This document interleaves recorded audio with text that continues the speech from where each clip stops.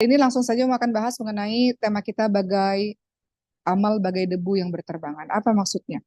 Teman-teman lihat dalam surah Al-Furqan ayat 23.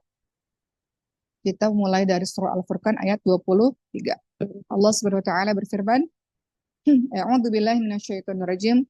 Wa qadimna ila ma 'amilu min 'amalin faj'alnahu haba'an manthura.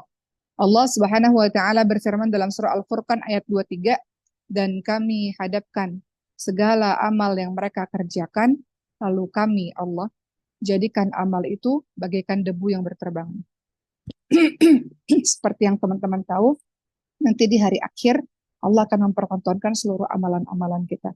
Amalan sedekah yang kita sangka sedekah, amalan birrul walidain, amalan yang kita sangka sholat, amalan yang kita sangka ngaji, ngapalin Quran dan sebagainya, itu dihadapkan oleh Allah nih, kamu sudah melakukan hal-hal baik ini. Tapi ternyata amal-amal itu nggak dinilai oleh Allah SWT, nggak diterima oleh Allah SWT, bagai debu-debu yang berterbangan.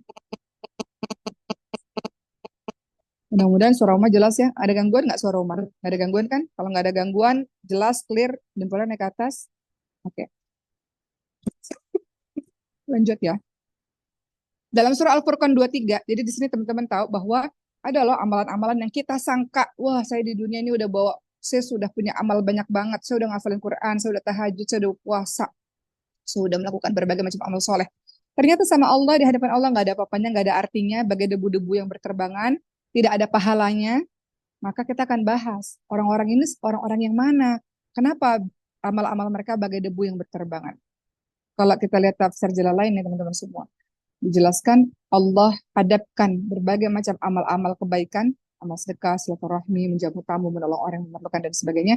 Namun amalan-amalan itu tidak bermanfaat sama sekali pada hari itu, tidak ada pahalanya. Kenapa? Sebab syarat diterimanya amal tidak terpenuhi. Apa itu syarat diterimanya amal? Dua. Syarat diterimanya amal adalah tentu saja lillah, dilakukan karena Allah. Kemudian yang kedua, mengikuti apa yang dilakukan oleh Rasulullah SAW. Namun yang kita bahas di sini adalah tidak diterima pahalanya karena tidak terpenuhinya syarat, yaitu salah satunya adalah iman. Iman dan lillah tentu saja. Iman, beriman pada Allah dan lillah. Maksudnya apa? Bagi debu-debu yang berterbangan itu tidak mendapatkan pahala sama sekali. Jadi, teman-teman semua, kita akan bahas ternyata orang-orang yang amal-amalnya bagi debu yang berterbangan, mereka yang melakukan amal-amal salih, eh, tidak dengan iman dan tidak ikhlas atau riya.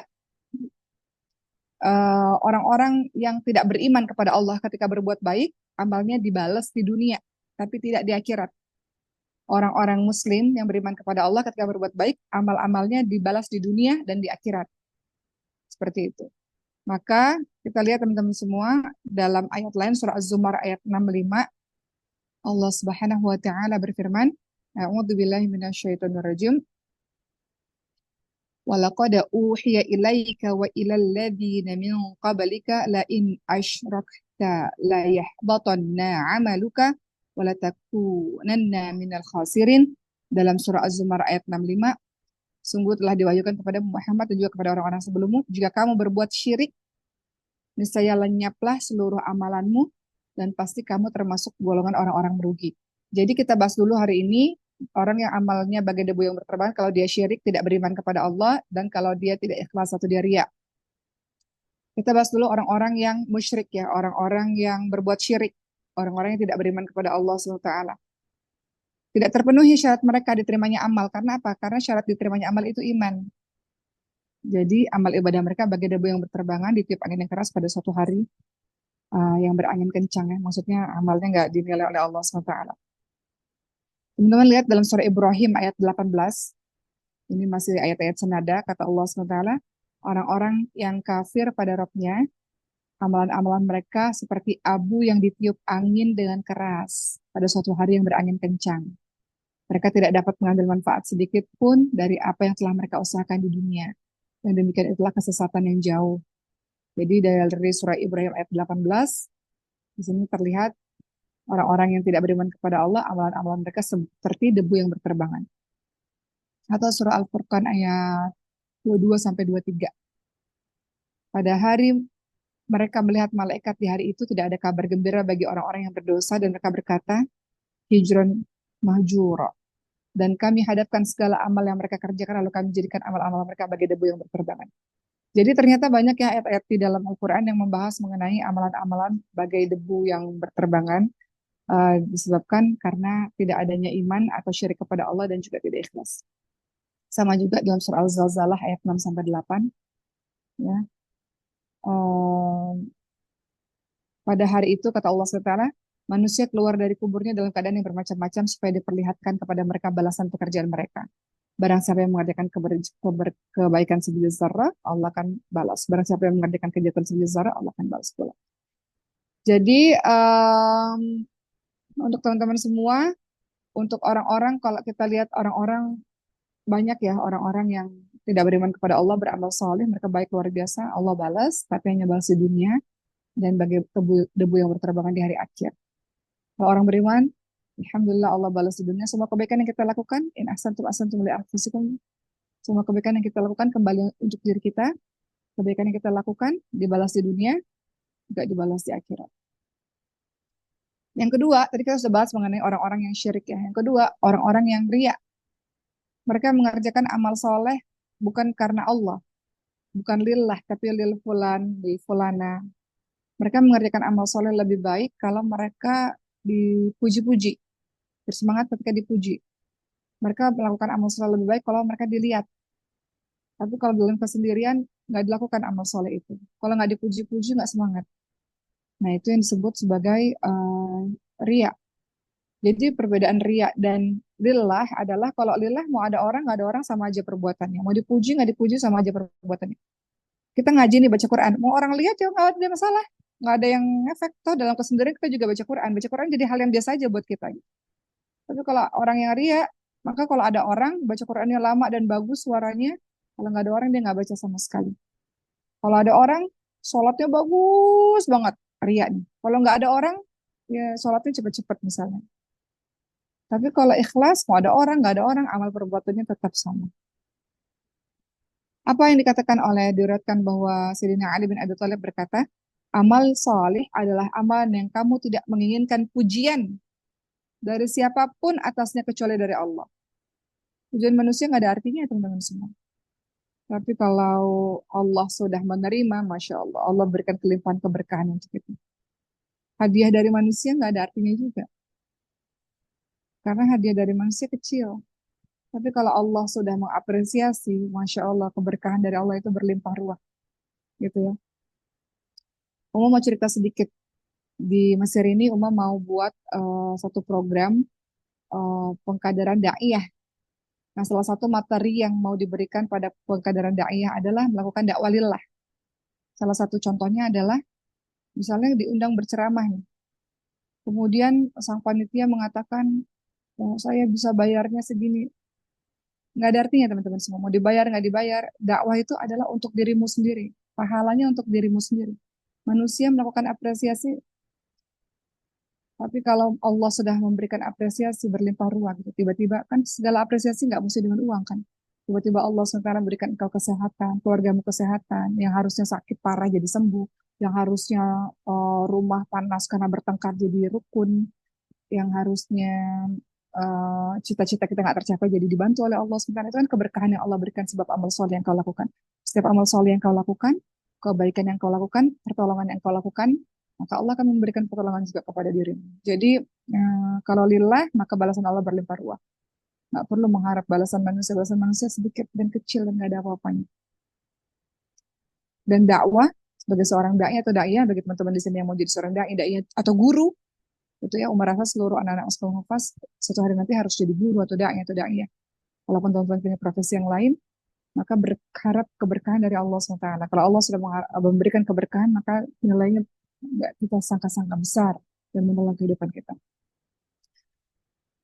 Hasan al-Basri rahimahullah berkata, dahulu ada seorang laki-laki yang selalu memilih dalam satu hari itu untuk menyendiri. Dalam waktu 24 jam ada waktu berkhalwat kepada Allah SWT, menyendiri kepada Allah SWT. Dan beliau menasihati keluarganya. Beliau berpesan apa? Kalau orang mencariku atau ada tamu yang datang pada saat aku sedang bersalawat kepada Allah, lagi berdua-duaan dengan Allah, lagi beribadah kepada Allah, maka katakan saja Hasan al-Basri ini sedang melakukan sebuah keperluan. Hasan Al-Basri nggak mau orang-orang tahu bahwa beliau beribadah banyak sekali waktunya gitu. Jadi Hasan Al-Basri berpesan pada keluarganya, kalau ada tamu yang datang atau ada orang yang mencariku pada saat aku sedang melakukan ibadah panjang ini, maka katakan Hasan Al-Basri sedang melakukan sebuah keperluan. Nggak perlu dibilang apa lagi sholat, lagi murojaah, lagi ngafalin Quran, lagi apa, nggak perlu. Untuk menjaga keikhlasannya. Ingat bahwa Allah SWT tidak menerima amalan yang tercampur dengan riya, walaupun hanya sebiji tanaman, sebiji zarrah.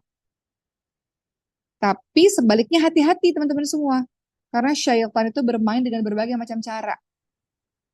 Kalau kamu contoh ya, kalau kita semua berniat melakukan sebuah amalan kebaikan, jangan ditunda-tunda.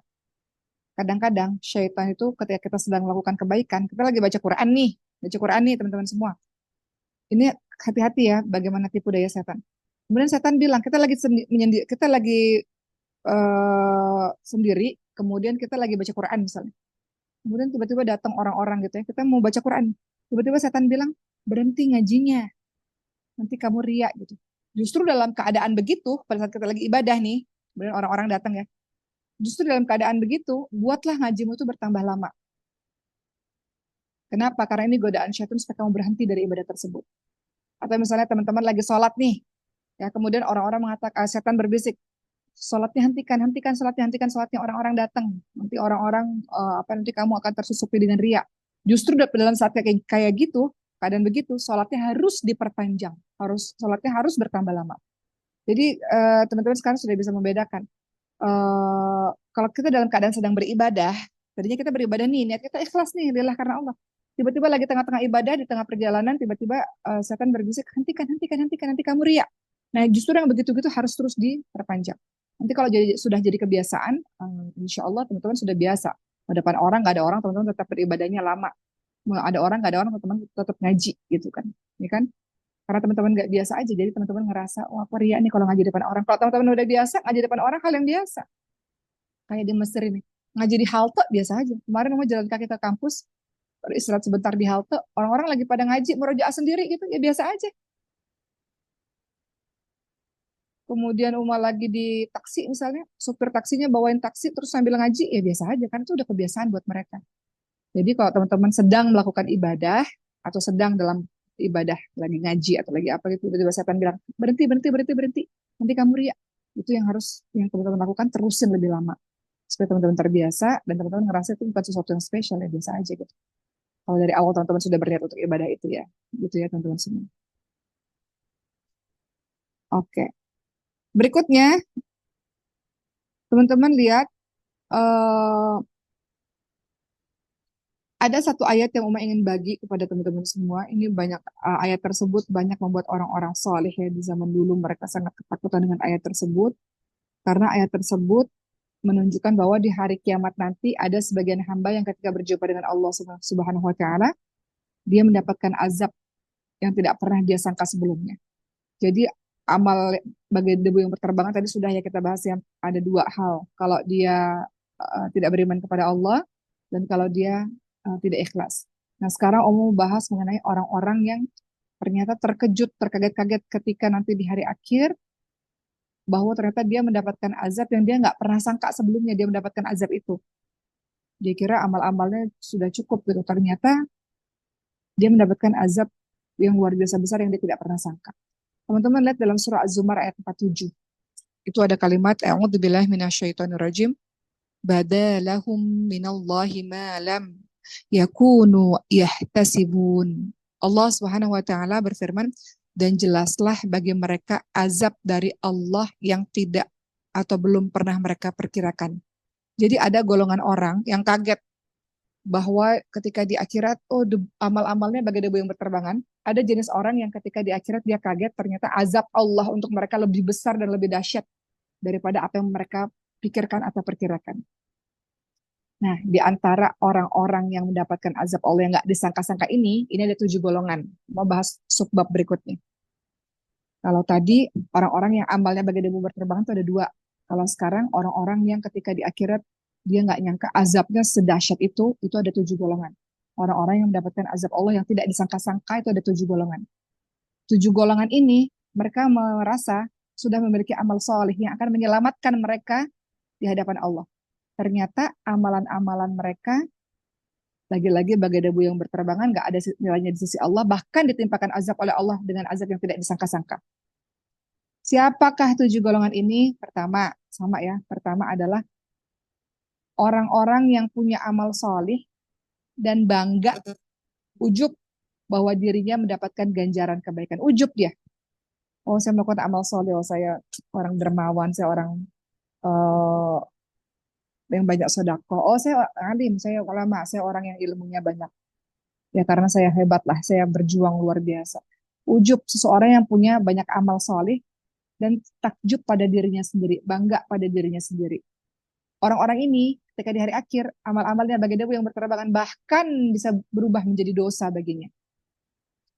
Firman Allah dalam surah Al-Furqan ayat 23, dan kami jadikan hadapkan amal-amal mereka, lalu kami jadikan amal itu sebagai debu yang berterbangan.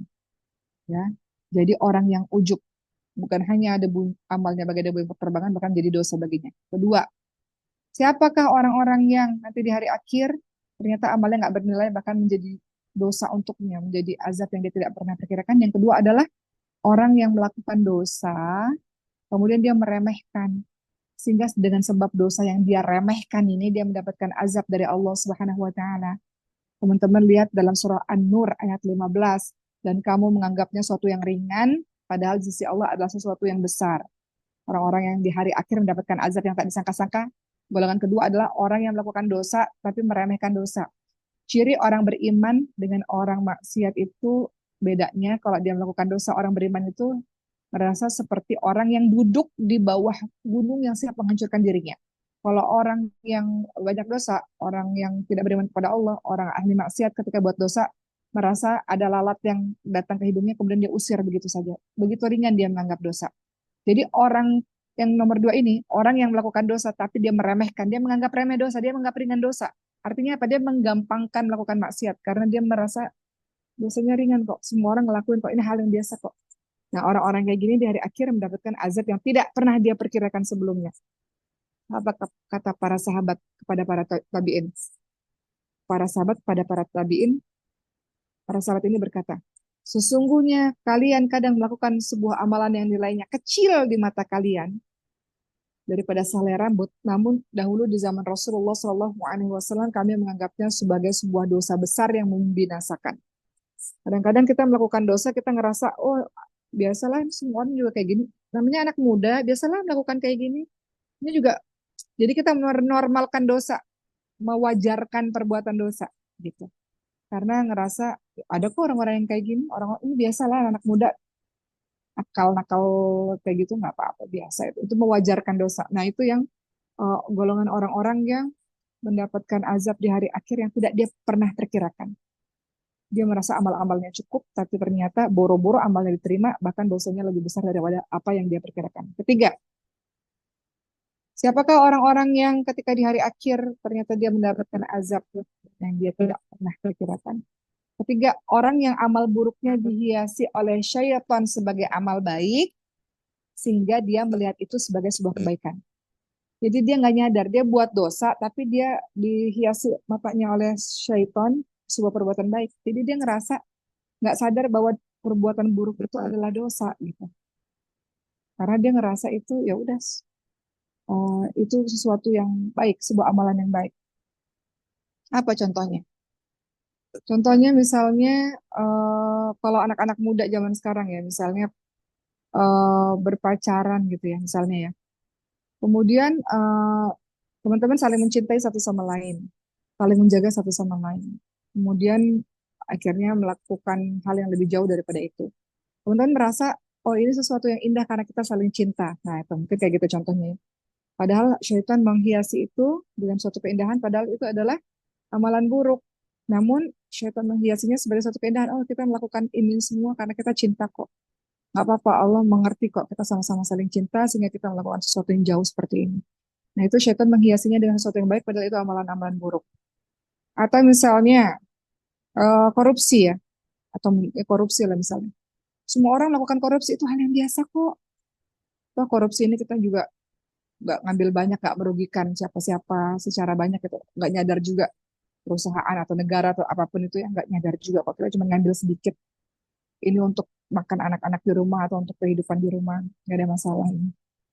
Misalnya kayak gitu. Nah itu adalah orang yang amalan buruknya dihiasi oleh syaitan sebagai amalan baik sehingga dia melihat itu sebagai sebuah kebaikan. Padahal tetap aja itu mencuri. Walaupun alasannya untuk memberi makan anak, memberi makan istri, keluarga di rumah, tetap aja itu perbuatan baik mencuri. Teman-teman lihat suratul Kaf, surah Al-Kahfi ayat 103 sampai 104. Apakah akan kami beritahukan kepadamu tentang orang-orang yang paling merugi perbuatannya, yaitu orang-orang yang telah sia-sia perbuatannya dalam kehidupan dunia, sedang mereka menyangka bahwa perbuatan itu adalah perbuatan yang baik. Mereka menyangka bahwa mereka berbuat yang sebaik-baiknya.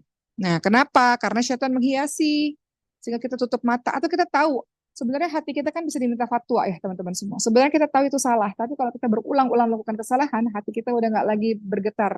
Dosa itu segala sesuatu yang menggelisahkan hati dan kita nggak ingin orang lain tahu. Tapi kalau dosa dilakukan terus-menerus, hatinya udah nggak gelisah lagi. Hatinya sudah menganggap itu biasa. Benar nggak? Coba teman-teman pikirkan. Teman-teman pertama kali buat dosa, apapun dosa itu coba pikirin. Takut kan? Deg-degan nggak? Takut kan sama Allah ketika pertama kali buat dosa? Apapun itu bentuk dosanya, takut kan? Tapi coba kalau dosa itu dilakukan 2 kali, 3 kali, 4 kali, 5 kali, 6 kali, pasti udah nggak ada rasa takut lagi. Teman-teman mewajarkan perbuatan dosa itu. Karena udah berkali-kali dilakukan, hatinya udah nggak peka lagi. Hatinya udah nggak bisa lagi dimintai fatwa lagi. Kenapa? Karena udah berkali-kali teman-teman melakukan dosa itu. Kalau dulu pertama kali melakukan dosa teman-teman takut, karena dosanya sudah berulang-ulang kali, teman-teman udah nggak ada rasa takut lagi. Nah ini yang paling mengerikan. Hatinya udah nggak bisa lagi dimintai fatwa. Hatinya udah nggak bisa lagi tanyakan, ini benar ini salah, ini benar ini salah. Karena udah menghitam. Udah terlalu banyak dosa-dosa. Dan syaitan menghiasi itu semuanya dengan keindahan gitu. Nah itu yang berbahaya. Berikutnya, yang keempat, ya. Tadi udah ketahui yang pertama tadi apa? Orang yang ujub. Kedua adalah orang yang kita lihat dulu sebentar. Orang yang ujub, kedua adalah orang yang meremehkan dosa, menganggap enteng dosa. Ketiga, orang yang amal buruknya dihiasi oleh syaitan sehingga dia merasa itu amalan baik. Keempat, orang yang nanti di hari akhir tidak menyangka bahwa Allah memberikan azab yang tidak pernah dia perkirakan. Yaitu orang-orang yang ria. Sama lagi nih kayak awal tadi kita bahas orang-orang yang ria. Ya, contoh, teman-teman pernah dengar nggak sebuah hadis yang mengisahkan 3 golongan yang pertama kali dijerumuskan dalam api neraka? Orang pertama adalah orang yang menuntut ilmu. Dia bilang, ya Allah selama di dunia aku menuntut ilmu, ya Allah selama di dunia aku belajar Quran, ngafalin Quran, ya Allah aku belajar betul-betul. Kata Allah, bohong. Kamu belajar Quran, kamu belajar banyak hal, bukan untukku, bukan lillah. Kamu ngafalin Quran atau kamu belajar yang lain-lain supaya kamu dipuji-puji oleh manusia. Kamu punya kepentingan duniawi, bukan karena Allah SWT. Justru orang ini yang menyangkanya udah ngafal Quran, udah banyak ilmunya. Justru orang ini yang pertama kali dimasukkan oleh Allah ke nerakanya Allah Subhanahu Wa Taala. Kenapa? Ria, nggak ada artinya di hadapan Allah SWT. Orang kedua, kenapa kamu di dunia apa yang kamu lakukan? Oh, saya bersedekah ya Allah, saya membantu banyak orang, saya membangun masjid, membangun pesantren, menolong orang sakit. Kata Allah, bohong. Kamu melakukan itu semua bukan lillah, bukan karena Allah. Kamu mau dipuji-puji sebagai orang dermawan, mau dihormati orang banyak. Orang ini yang disangkanya mereka punya amalan banyak karena sedekah, justru dia ditarik dan masuk ke neraka Allah. Karena ria, nggak lillah. Orang ketiga, aku berjihad di jalan Allah. Bohong, kata Allah. Kamu ini berjihad bukan bukan karena Allah. Allah mengetahui hati manusia. Berjihad karena apa? Karena ingin disebut sebagai mujahid. Jihad supaya disebut dipuji-puji orang sebagai orang yang luar biasa. Orang ini juga masuk ke neraka Allah SWT. Jadi demikian dahsyatnya antara riak dan ikhlas itu perkara niat itu teman-teman semua. Padahal amalan yang dilakukan sama tuh. Tapi perkara niat itu bisa membuat amalan kita diterima atau tidak. Masuk surga atau masuk nerakanya Allah SWT. Makanya harus terus memperbaharui niat. Kelima, siapa orang yang di hari akhir nggak nyangka, oh ternyata balasan Allah, azab Allah seberat ini. Pahalanya bagai debu yang berterbangan dan ternyata azab Allah yang tidak pernah dia perkirakan. Yang kelima, orang yang beramal saleh namun dia banyak menzolimi orang lain. Dia menyangka amalan-amalannya, puasanya, sholatnya, ngajinya, dan amalan-amalan lainnya menyelamatkan dia di akhirat. Namun ternyata dia mendapatkan azab yang tidak pernah dia sangka. Kenapa? Karena semua amalan-amalan itu akan diberikan pada orang-orang yang dia zolimi. Dan kalau pahala amalannya telah habis, Namun orang yang dizalimi masih ada yang menuntut hak, maka dosa-dosa mereka dipindahkan kepada dia. Lalu orang ini dijerumuskan ke neraka. Maka hati-hati kalau ada orang yang bilang, aku tuntut kamu nanti di hari akhir, kamu zalim, kamu jahat sama aku selama di dunia. Aku nggak bisa balas kejahatan kamu di dunia, tapi aku akan perhitungkan semua apa yang kau lakukan nanti di hari akhir. Nah itu ngeri tuh. Kenapa? Karena orang ini nanti akan menuntut kita di hari akhir. Dia akan bilang pada Allah, ya Allah dia zalim kepada saya, dia jahat kepada saya, aku nggak ridho ya Allah. Maka pahala-pahala yang kita sangka banyak itu akan diberikan kepadanya. Kalau dia masih nggak ridho, nggak ya Allah terlalu sakit ya Allah, dosanya dia dipindahkan ke kita. Gitu.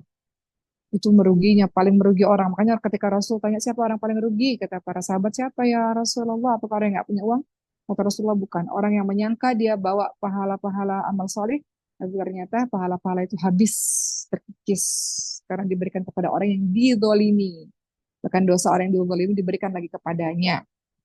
Keenam, siapa orang yang nanti di hari akhir amalnya bagai debu yang berterbangan, bahkan dosanya lebih banyak lagi yang nggak dia sangka. Seseorang yang beramal salih namun kurang bersyukur. Dia memang melakukan amal-amal salih, tapi hidupnya nggak pernah bersyukur, mengeluh terus. Nanti di hari akhirat dia akan ditanyai sama Allah. Ketika amalannya dihisab, karena dia mengeluh-mengeluh terus nih, nggak bersyukur kan? Dia melakukan amal soleh tapi nggak bersyukur sama Allah, nggak pernah bersyukur pada Allah, mengeluh terus. Kenapa sih ya Allah? Kenapa ya Allah? Mengeluh terus. Maka nanti di hari akhir dia dituntut untuk menebus nikmat yang ia dapatkan di dunia dengan amalannya. Dan ternyata nikmat terkecil saja yang Allah berikan kepadanya nggak bisa ditebus oleh dirinya. Maka nanti orang-orang yang suka komplain, suka mengeluh, nggak pernah bersyukur, nanti dituntut, ya udah kalau begitu nanti di hari akhir coba tebus semua nikmat yang Allah berikan. Nggak bisa, dia nggak bisa membalasnya. Ya, maka Rasulullah SAW bersabda, siapa yang dihisab secara detail, maka dia pasti diazab. Maksudnya apa? Dia nggak pernah bersyukur dengan apa yang Allah berikan, itu diperhitungkan oleh Allah SWT. Jadi orang-orang yang suka mengeluh, nggak pernah bersyukur pada Allah, nah itu berbahaya nanti di hari akhir. Ketujuh, ini terakhir mau bahas agak lebih panjang sedikit. Siapa orang yang nanti di hari akhir amalan-amalannya bagai debu yang berterbangan dan bahkan azabnya jauh lebih besar dari apa yang dia perkirakan. Siapa dia? Orang yang ingin sampaikan, orang yang ketika di depan orang lain dia melakukan amal soleh, namun dalam kesendirian dia berbuat dosa. Kadangkala seseorang memiliki dosa tertentu yang menghapus semua amalannya kecuali amalan tauhid, ya. Jadi kalau kalau kalau ada orang-orang, jadi gini, ada orang-orang yang terus melakukan amal-amal soleh, tapi ternyata ada dosa yang dilakukan dalam kesendiriannya. Nah, mau bahas mengenai hal ini. Dalam Sunan Ibnu Majah, dalam riwayat Tauban, dikatakan, saya sungguh mengetahui suatu kaum dari umatku yang datang pada hari kiamat kelak. Sebentar. Uh, saya sungguh mengetahui suatu kaum dari umatku yang datang pada hari kiamat kelak dengan membawa pahala kebaikan seperti gunung-gunung Tihamah yang putih, namun Allah SWT menjadikannya laksana debu yang berterbangan. Tauban bertanya, wahai Rasulullah, sebutkan kami ciri-ciri mereka agar kami tidak termasuk golongan orang-orang tersebut. Maka Rasulullah bersabda, siapa orang yang debunya amalnya bagai debu yang berterbangan? Mereka adalah saudara-saudara kalian dan dari bangsa kalian, mereka mengerjakan ibadah malam sebagaimana kalian beribadah malam, tapi mereka adalah suatu kaum yang apabila dalam keadaan menyendiri, mereka melakukan hal-hal yang diharamkan oleh Allah SWT. Jadi orang-orang ini melakukan ibadah-ibadah sama seperti kita semua, tapi ketika dalam keadaan menyendiri, dia melakukan berbagai macam dosa. Ada seseorang yang ketika di hadapan orang lain terlihat alim dan solih, namun di kala sendirian, di kala sepi, dia menjadi orang yang melakukan larangan-larangan Allah SWT. Seseorang mungkin menjauh dari dosa dan maksiat ketika berada di hadapan orang lain, tapi ketika dia menyendiri, terlepas dari pandangan manusia, dia pun melakukan dosa-dosa tersebut. Teman-teman lihat dalam surah Al-Isra ayat 17. Dan cukuplah Tuhanmu maha mengetahui lagi maha melihat dosa hamba-hambanya. Atau dalam surah Al-Baqarah ayat 74. Wa mallahu bighafilin amma ta'malun. dan Allah sekali-kali tidak lengah dari apa yang mereka kerjakan. Ya. Atau dalam surah Al-Baqarah ayat 77, tidaklah mereka mengetahui bahwa Allah mengetahui segala yang mereka sembunyikan dan mereka yang tampakkan, apa yang mereka tampakkan.